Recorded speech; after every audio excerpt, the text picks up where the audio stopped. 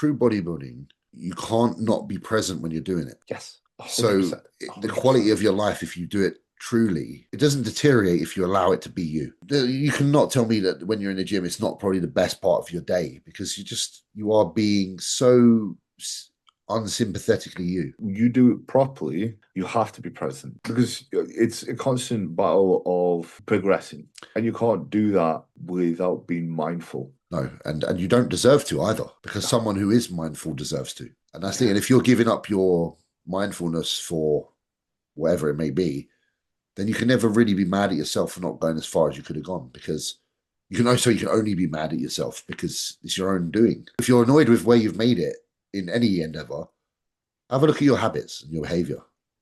How much time was you giving to yourself, or how much time was you giving away? Yeah. And how many people are willing to do that? Because that's quite a painful reality for a lot of people, but that is also where they can escape.